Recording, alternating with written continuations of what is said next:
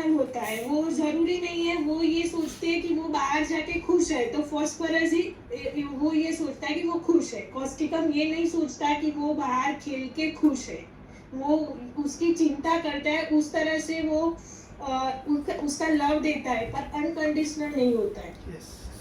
Basically, Kali is all about anxiety. Family oriented person. Causticum is a leader of the family. जो उसके family member को किसी को तकलीफ हो रही है, then Kali gets anxiety. Kali have a sympathy for the family members. वो ग्रुप लीडर होता है, तो उसके ग्रुप के जो बंदे होते हैं, उसके ग्रुप के जो लोग होते हैं, उसके लिए उसको सिंपैथी होती है, that is causticum. Now acid nitricum have a sympathy for those कि जिसने उसका अच्छा किया. If you are my friend, if you are doing good thing for me, then I will be good for you. And as रीजा told कि if you are not doing right thing to me, I will be the worst enemy. Acid nitric, अगर nitric acid HNO3 is a king of acids chemistry में.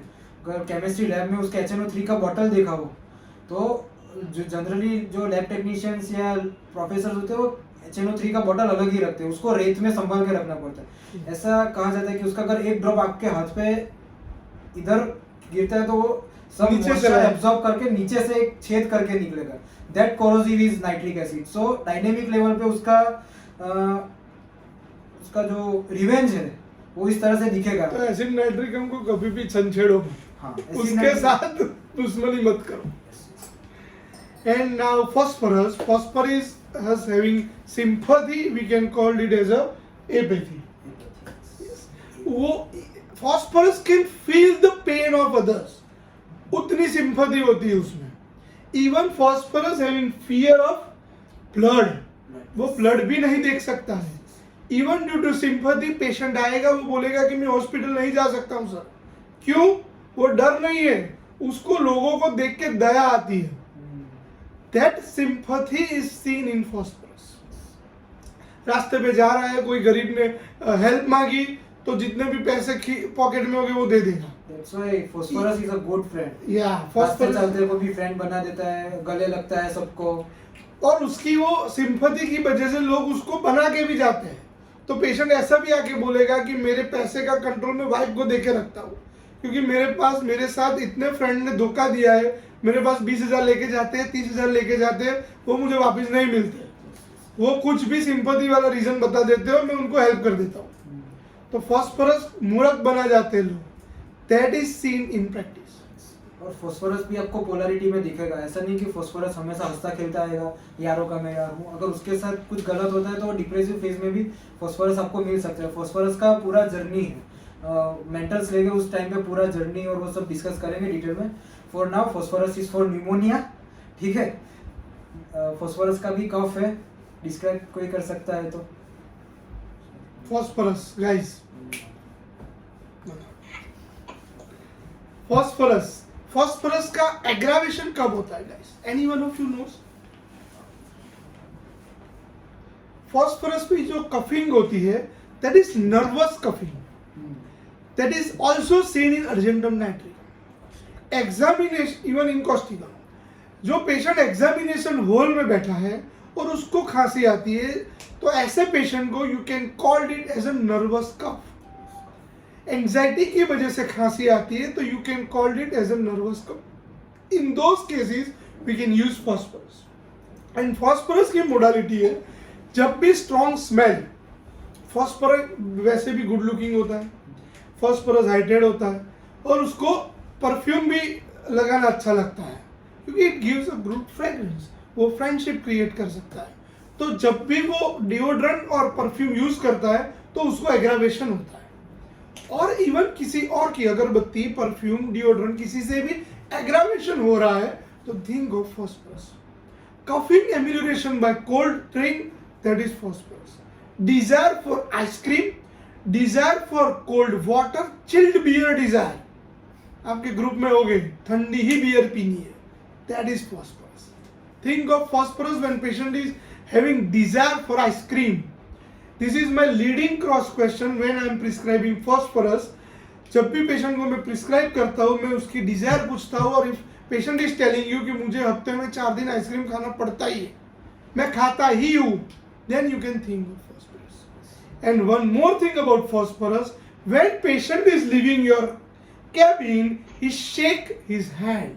Because he likes physical touch.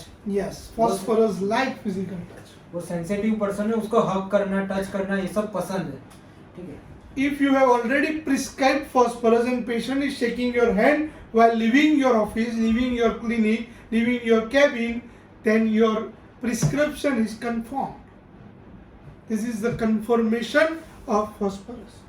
Right? There are many other drugs also जिनको handshake करना पसंद है, लेकिन वो सब mind और बिहेवियर जब देखे तब ले लेंगे सब कंक्लूसिवली एक साथ में. ठीक है. और पैरोक्सिस्मल कफ में अगर और कोई रेमेडी जो आप यूज कर रहे हो. I would like to add about corellium R. हमने जो नर्वस कफ की बात बोली, कोरेलियम R में हिस्टेरिकल कफ है. क्या मतलब क्या hysterical? What is the difference between hysterical cough and nervous cough? And what is the meaning of hysterical cough? Anyone? Hysteria का मतलब exaggerated form of symptoms. इसके पीछे थोड़ी फिलोसॉफी है. Hysteros means relates to uterus. Okay.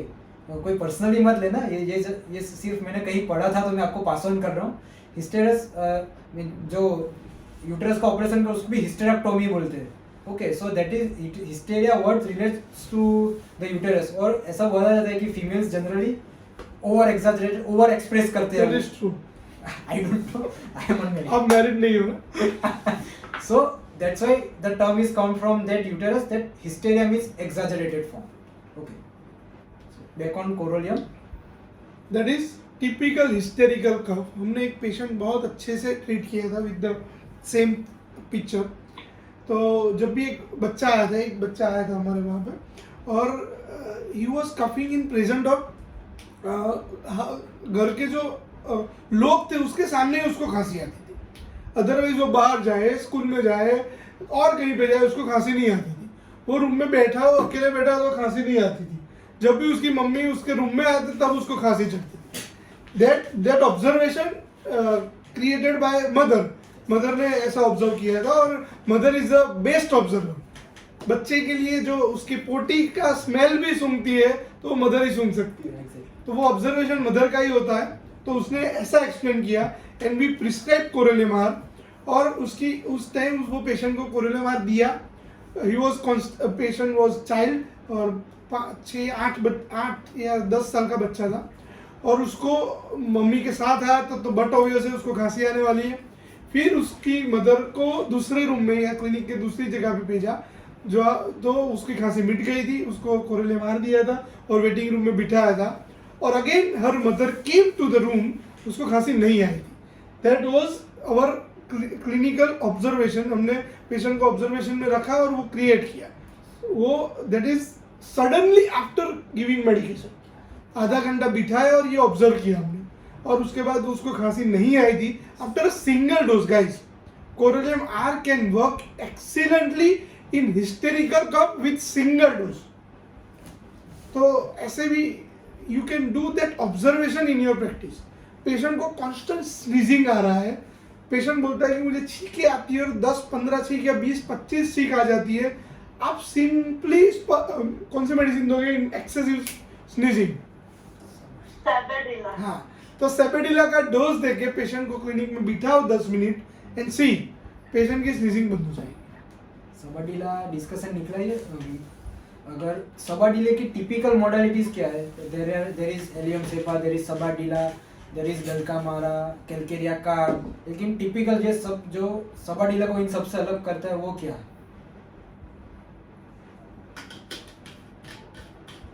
Anyone?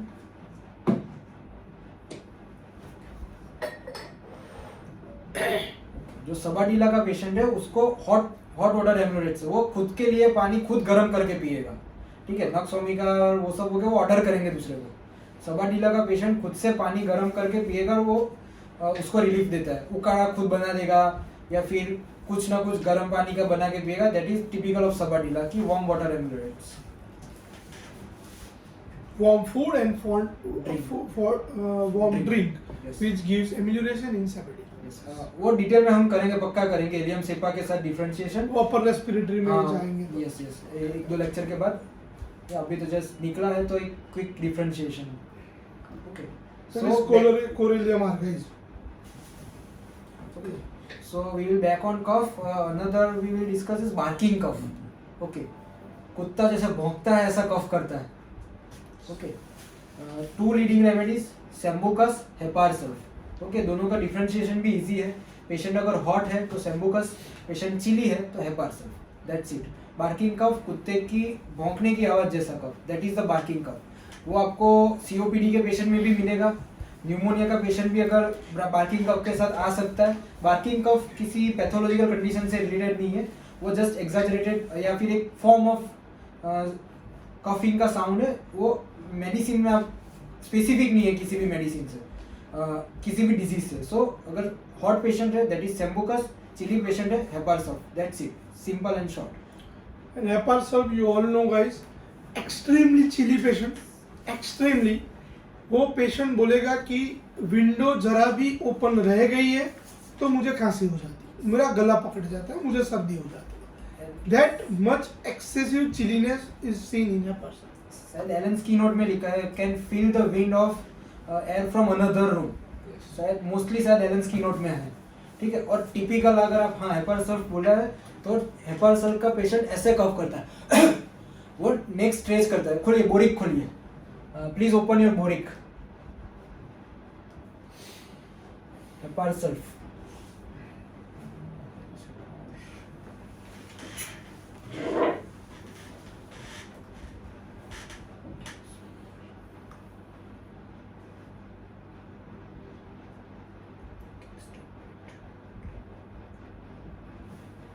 Rise up and bend the head and neck backwards. Respiratory का second last line. Choking cough, rattling, croaking cough, suffocative attacks has to rise up and bend head backwards, ठीक है। Rise up and bend head backwards, that is the hepar sulph. Okay, by looking the patient that is the hepar sulph, extremely chilly patient. And yes, another remedy, जो patient नीचे देख के कफ करता है what is the remedy? That is pneumococcinum. Open the nosodes, pneumococcinum. ये drug मुझे इसलिए याद है, दैट फ्रॉम कोविड डायरीज। एक पेशेंट था, पेशेंट आईसीयू में एडमिट था, कोई मोडालिटीज नहीं, कुछ भी नहीं था, पेशेंट को मिलने नहीं दे रहे थे, आईसीयू में विजिट अलाउड नहीं था। जस्ट वन सिम्टम, पेशेंट को कोविड न्यूमोनाइटिस है। Even we are not able to see the HRCT, X-ray chest, anything, nothing else. So कुछ था नहीं और वो पेशेंट बहुत नोन था तो कुछ ना कुछ देना तो ज़रूरी था। So better we have just given the pneumococcinum on the basis of symptoms, and by that time I only read the pneumococcinum, and उसमें ये लिखा है कि उसका पेशेंट नीचे देख के कफ करता है। अगर मुझे कहीं मटेरियल मिलता है तो आप मैं पक्का फॉरवर्ड करता हूँ, वो उस टाइम पढ़ा था।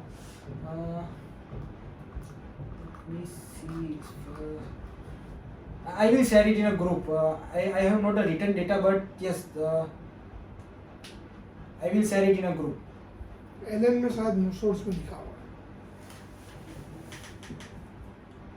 Another chili remedy, that is Sorinum, extreme chili. Sorinum detail में डिस्कस करेंगे गाइस। Sambucus nigra में भी वही है, जो चॉकिंग और वो सब face turns blue, livid appearance, वो सब सेम्बुकस में भी होगा चॉकिंग के साथ। So barking cough, sambucus and hepar sulph. Hepar sulph is extremely chilly, ठंडी लगने से कफ और वो सब डेवलप हो। पेशेंट टिपिकली ऐसा बताएगा कि बाइक पे ट्रैवल किया था या फिर सर्दियों में ट्रैवल किया था, उसके बाद ये कफ चालू हुआ है, that is hepar sulph. Another remedy aconite. Okay, aconite acute remedy है, एक्सपोजर हुआ कफ चालू, एक्सपोजर हुआ कोल्ड और कोराइजा कफ चालू, that is acuteness of aconite. Quick, mother बोलेगी अभी तो 10 मिनट पहले वो बाहर खेल रही थी और जैसे ही घर पे आई उसको सर्दी हो गई। That acuteness is and another remedy is gelsemium. Aconite और जेल्सेमियम को डिफरेंशिएट करना है तो बहुत ही शॉर्ट है। अगर आज कोल्ड का एक्सपोजर हुआ सुबह और दोपहर तक कफ आना शुरू हुआ, दैट इज एकोनाइट। आज एक्सपोजर हुआ 5-6 दिन बाद कफ डेवलप हुआ, लेकिन वो बोल रहा है कि उस दिन हुआ उसी की वजह से लग रहा है, that is your gelsemium. Gelsemium के सभी फीचर टिपिकल वायरल फीवर के feature, dullness, dizziness, drowsiness, dull body pain, ये सब टिपिकल वायरल फीवर के सिम्टम है। So aconite, gelsemium, hepar sulph. Okay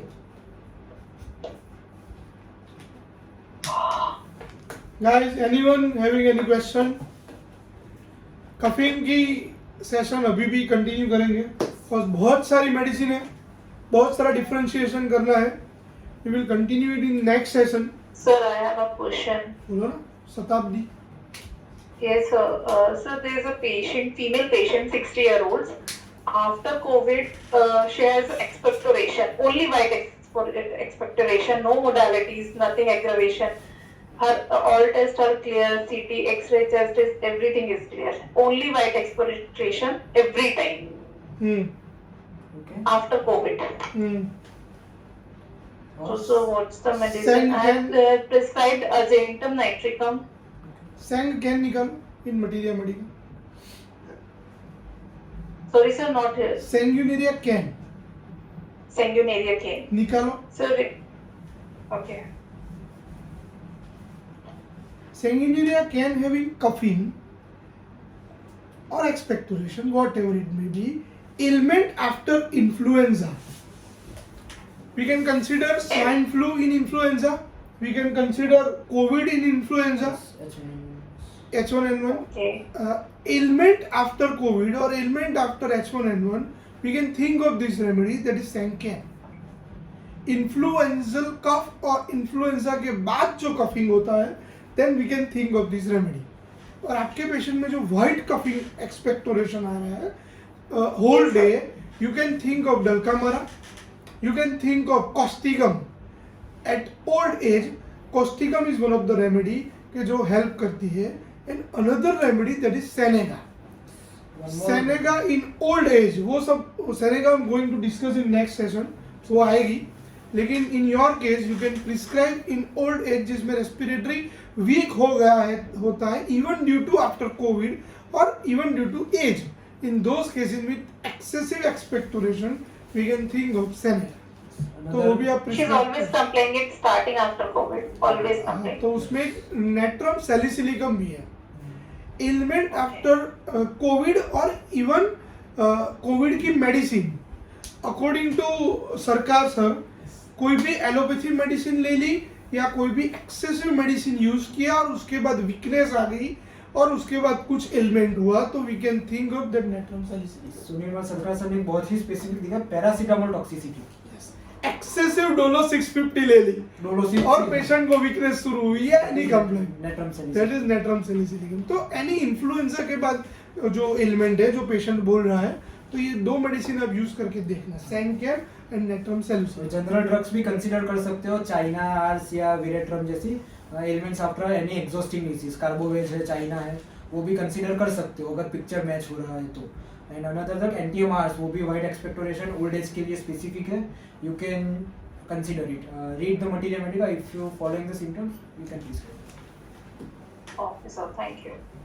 So repetition of dose or Sancan. आप कोई भी स्पेसिफिक मेडिसिन यूज कर रहे हो तो you can repeat it 3 times a day और 2 times a day, और जैसे आप रूटीन में प्रैक्टिस करते हो वो Yes. डिस्कस भी करेंगे फ्यूचर Yes, में। yes, this was very true. Acetylcysteine is the antidote of paracetamol in allied science. Yes, yes, yes, true. Guys, any question regarding?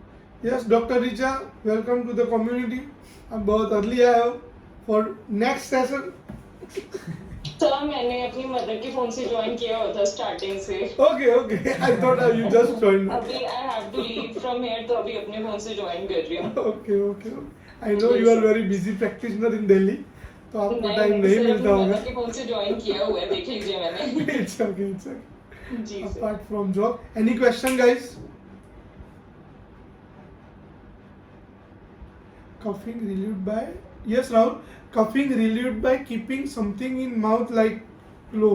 Yes, ऐसे बहुत सारे पेशेंट आते हैं, लेकिन I don't know the specific medicine, उससे relief मिलता You है। can take the rubrics like if I find something I will put it. नहीं पता ऐसा स्पेसिफिक नहीं पता. Cough aggravation by fan hepar sulph typical hepar sulph. Patient ऐसा बोलता है मैं पंखा सहन नहीं कर सकता हूँ और कफिंग होती है. जो देखो चीज एक ही है, उसको पेशेंट अलग अलग तरीके से बताएंगे. उस जब मटीरिया लिखी गई उस टाइम में शायद पंखे का चलन ना हो, हमें नहीं पता. Yes. That might be the बताने के जरिए अलग हो सकते हैं, लेकिन फरहीन क्या पूछ रही है? Difficult expectoration. गला साफ पेशेंट जस्ट कंप्लेन गला साफ नहीं होता है, that is hawking cough. Patient को गला खंखेरना पड़ता है, दैट इज टिपिकल वर्ड, खंखेरना पड़ता है. That is causticum. We can use causticum along with hoarseness हो, या पेशेंट अलोंग विथ दैट ऐसी कंप्लेन करेगा गले में कुछ फंसा हुआ है तो गला साफ करना पड़ता है. तो in those cases you can use hepar sulph, acid nitricum and causticum. another I wanted is टिक्टा. यस. पोस्ट नेजल ड्रिपिंग की वजह से सब यहाँ पे Exactly. जमा हो जाता है और पेशेंट को ऐसा करके पूरा दिन करके सब यहाँ पे जमा करता है और दैट इज टिक्टा.